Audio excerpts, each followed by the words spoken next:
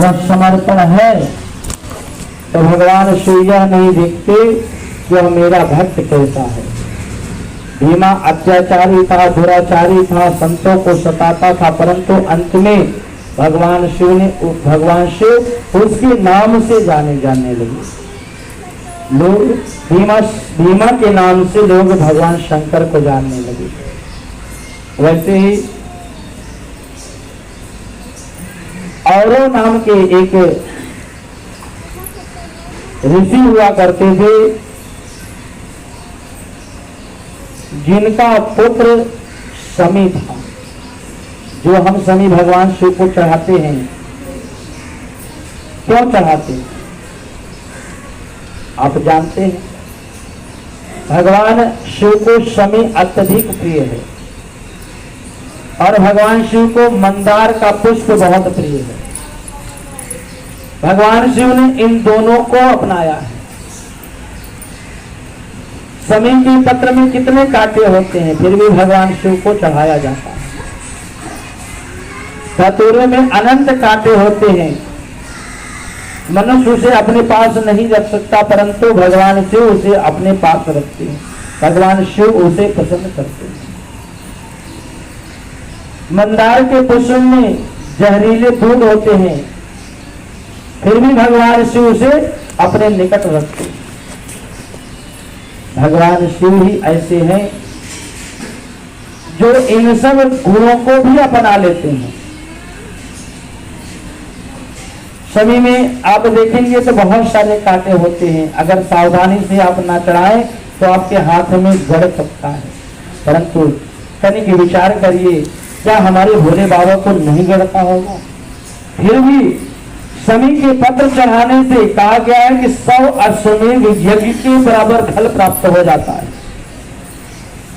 कांटेदार वृक्ष की पत्तियां भगवान शिव को प्राप्त होने के बाद जो मनुष्य चढ़ाता है उसे 100 यज्ञ अनुष्ठान के फल प्राप्त हो जाते हैं। मंदार के पुष्प में विष भरा होता है, भगवान शिव उसे भी ग्रहण कर लेते हैं, स्वीकार कर लेते हैं। इनकी भी कथा शिव पुराण कहती है। शिव पुराण में इनकी भी कथा लिखी हुई है। भगवान के जितने अनंत भक्त हैं उन सब भक्तों की कथा शिव पुराण में आता है। बिल्व पत्र में भी कांटे होते हैं, बिल्व पत्र को भी भगवान शिव ने अर्पण किया, भगवान शिव ने ग्रहण किया, स्वीकार किया। औरों नाम के संत जी थे, उनके पुत्र का नाम था शमी। और ध्रुव नाम के एक संत थे, जिनकी पुत्री का नाम था मंदार। ध्रुव ऋषि की पुत्री का नाम मंदार था और औरों नाम के संत जो थे, ऋषि थे, उनके पुत्र का नाम शमी था। शमी और मंदार का आपस में मंगल विवाह होता है, दोनों का विवाह होता है।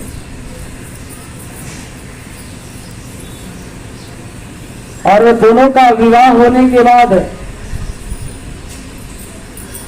मंदार और शमी दोनों पृथ्वी की भ्रमण करने के लिए निकलते हैं, पृथ्वी पर भ्रमण करते हैं। जैसे भगवान शिव विहार करने के लिए निकलते हैं, माता पार्वती के साथ में घूमने के लिए, भक्तों का हाल समाचार लेने के लिए निकलते हैं। सावन में तो भगवान शिव ना जाने किस रूप में अपने भक्तों से मिलने के लिए जाते हैं, परंतु वह भक्त हम आप है कि नहीं है यह हमारा आपकी भक्ति जाने, परंतु भगवान अपने भक्तों का स्वयं चयन करते हैं। उसी तरह से शमी और मंदार दोनों का विवाह होने के बाद वह भ्रमण पर निकलते हैं, घूमने के लिए निकलते हैं। और एक दिन वह जा रहे होते हैं, भुसुंडी नाम के एक ऋषि थे, जो भगवान गणपति की बहुत आराधना करते थे। काग भुसुंडी की बात नहीं कर रहा है। काग भुसुंडी तो कौवे को कहा जाता है ना, जो राम जी के पास गए थे, काग भुसुंडी। परंतु यह भुसुंडी सिर्फ भुसुंडी है, इनका नाम ही भुसुंडी महाराज है और इनका स्वरूप गणपति के ही जैसा हूबहू है। और इसलिए है क्योंकि भगवान शिव की आराधना करते करते इन्हें कई वर्ष बीत गए, सकाम आराधना किया, कोई कामना नहीं किया और भगवान शिव की आराधना कर रहे थे।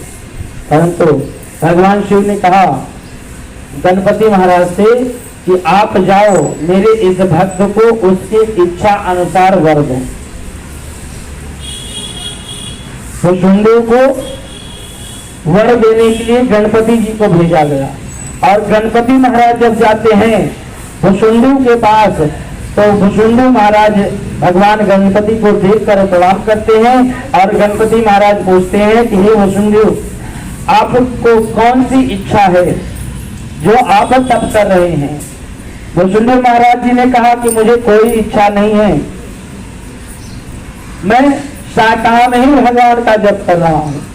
भगवान गणपति ने कहा कि नहीं, महादेव का आदेश है कि आपकी कोई न कोई इच्छा मैं अवश्य पूर्ण करूं। भुसुंडी ने कहा कि अगर आपकी इच्छा है, भगवान की इच्छा है शिव जी की, तो आप मुझे अपना स्वरूप प्रदान कर दीजिए। भुसुंडी महाराज भगवान गणपति से गणपति का ही स्वरूप मांग लेते हैं और कहते हैं मुझे अपना स्वरूप दे दो।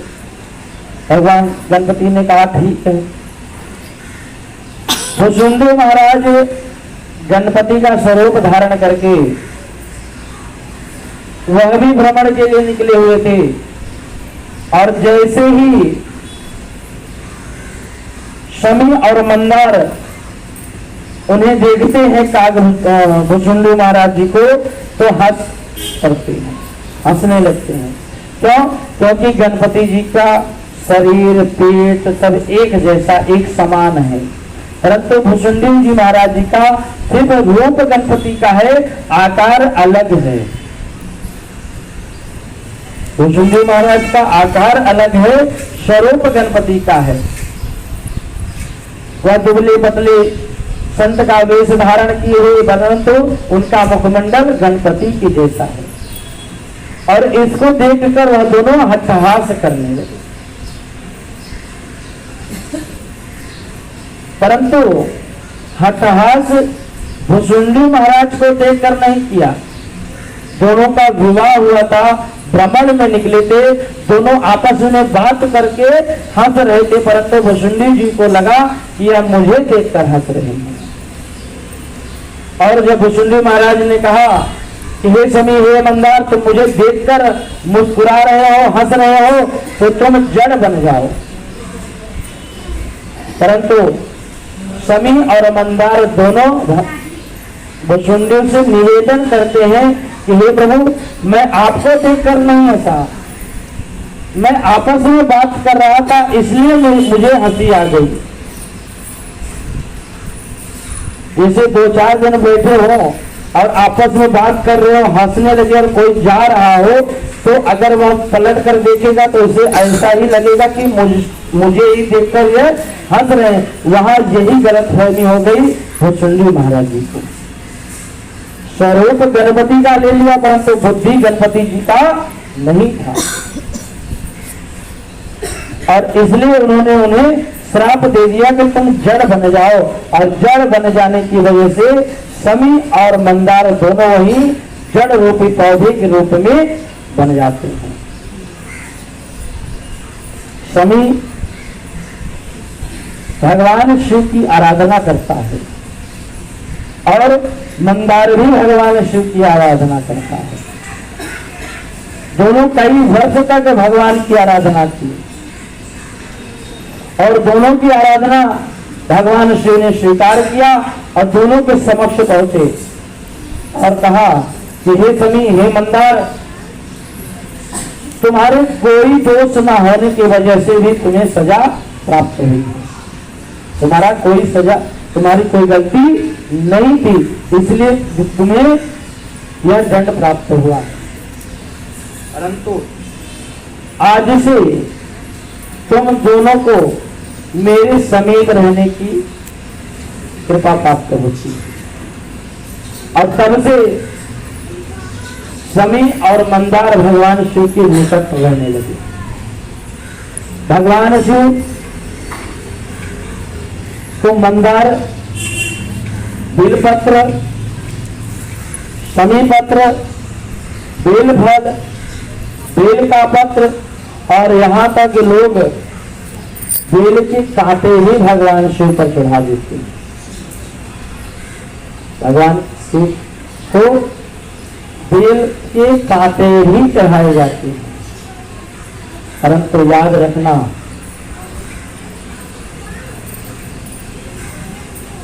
कि जितना उपाय होता है सरल करने में, उसका दंड भी तो उतना ही प्राप्त होता है। ये याद रखना। अगर आप भगवान शिव पर कांटे चढ़ा रहे हो तो क्या प्राप्त हो सकता है? फल तो उसका मिलेगा, क्योंकि भगवान शिव ने स्वयं कहा कि मुझे यह पसंद है, मुझे स्वीकार है। परंतु किस स्थिति, किस परिस्थिति में स्वीकार है, उस पर ध्यान देने वाली बात। समी का पत्र कब चढ़ाया जाता है जानते हैं? जब पूरा साज श्रृंगार हो जाता है भगवान का, जब बढ़िया से भगवान को सजा दिया जाता है, अनेकों प्रकार के पुष्प से भगवान को ढक दिया जाता है, और उस पुष्प पर वह समी पत्र चढ़ाया जाता है, ताकि अगर कांटा भी लगे तो पुष्प लगे, ना कि भगवान शिव पर लगे। आपको ब्राह्मणों ने बता दिया कि बेल धतूरा चढ़ाने से पुत्र की कामना पूर्ण होती है, पुत्र की वृद्धि होती है, पुत्र को ऐश्वर्य प्राप्त होता है। परंतु आप सोचिए, किसी को कांटा चुभाकर अपने पुत्र को वृद्धि दे सकते हैं आप? इसलिए वह कांटे वाली चीज भगवान को दिखाइए और मन में विचार करिए, प्रभु मैं आपको दे रहा हूँ, आप उसे स्वयं स्वीकार करके आप उसे नीचे चढ़ा दीजिए। मंदार का पुष्प विषैला होता है। भगवान शिव ने स्वयं विष धारण किया, क्योंकि मनुष्य जीव के कल्याण के लिए, परंतु यही जीव, यही मनुष्य भगवान को वापस विष पिला रहा है। आप मंदार के पुष्प को चढ़ाइए, खूब बढ़िया लाइए, उसके छोटे छोटे जो डंडी होती है उसको निकाल दीजिए, सिर्फ पुष्प रह जाए उसमें। और जहां तक पुष्प रहता है वहां दूध नहीं रहता है, दूध डंडी में रहता है। डंडी को आप निकाल दीजिए, छोटे छोटे फूल को बढ़िया रुंड माला बनाइए। आप जब उस माला को बनाएंगे ना तो ऐसा लगेगा कि मुंड का माला है, दिखने में बड़ा शोभित होता है। और उस माला को तैयार करिए, 1 मिला, 2 मिला, 5 मिला, ऐसा नहीं कि पूरा बड़ा माला मिले तभी हम चढ़ाएंगे। भगवान शिव ने कहा कि एक पुष्प की माला भी हमें स्वीकार है, तो आप एक गुड़िया को बोल दीजिए, धागे में भगवान शिव को पहना दीजिए, उसमें डंडी ना रहे, ताकि उसमें विष ना रहे, और विष नहीं रहे तो भगवान उसे ग्रहण कर ले, स्वीकार कर ले। जब वह स्वयं विषधारी, पहले से आप लोगों को बचाने के लिए विष स्वयं धारण किए, तो आप उनको विष क्यों पिला रहे हो? आप दोष करता है। शिव पुराण कहता है कि भगवान शिव को एक एक चढ़ाने की पद्धति है, नियम है, उस नियम पर चढ़ाओ। समी के पत्ते में कांटे ना हो, इसका विशेष ध्यान देना चाहिए। और श्रृंगार होने के बाद जब सब हो जाए, अंत में समी का पत्र चढ़ाना चाहिए। धतूरे को भी भगवान को शिव मात्र दिखाकर, मन में भाव रखकर नीचे रख देना चाहिए, ना कि उनके ऊपर रखना चाहिए। सिर्फ ऊपर रखना क्या चाहिए? बेल के पत्र, भगवान शिव के सर पर बेल का पत्र रखना चाहिए। और वह भी बेल के पत्र कैसे हो? जिसमें कोई छिद्र ना हो। भांग की पत्ती चढ़नी चाहिए, वह भी घोर कर। भांग की पत्ती चढ़ा भगवान पर, वह विषैली चीज ना चढ़े, पत्ती चढ़े, हरी पत्ती हो। हरी पत्ती नहीं चढ़ा सकते, सॉरी, सुखा कर रख लीजिए उसको। भांग की पत्ती कभी खराब नहीं होती, कई वर्ष तक आप चढ़ा सकते हो, जितना पुराना से पुराना हो जाए उससे कोई दोष नहीं है। परंतु याद रखना कि जिस विधि से आप रोज चढ़ाते हो ना, निकाल निकाल के, वह भी गलत है। आप उसको पहले हाथ में निकाल लीजिए, किसी दोने में निकाल लीजिए, किसी पात्र में निकाल लीजिए, जिस डिब्बे में रखा है उसको बंद करके साइड रख दीजिए ताकि वह साफ रहे, और आप चढ़ाने वाला जितना निकाले हुआ उतना पूरा चढ़ा दीजिए। तो सभी के पत्र भगवान शिव ने स्वीकार किया और मंदार का पुष्प भगवान शिव ने स्वीकार किया और उसे उन्हें दोष मुक्त किया।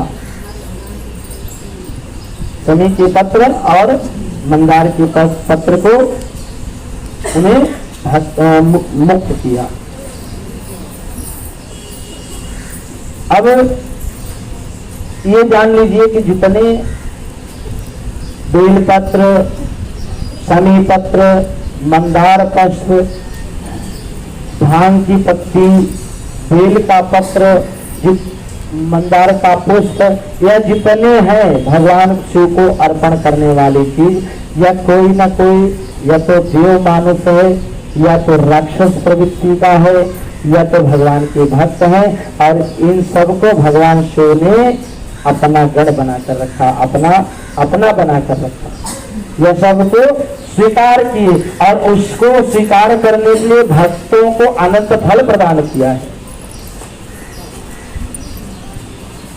जैसे बेलपत्र को आप चढ़ा हुआ भगवान शिव पर, अगर आपके पास नहीं है बेलपत्र, किसी कारण से नहीं मिल पाया है, तो आप बेल के पत्र को 3 पानी से धोकर पुनः आप चढ़ा दीजिए, चाहे जिसका चढ़ाया हो, आपके चढ़ाए अनुसार पुनः आपको फल प्राप्त हो जाएगा।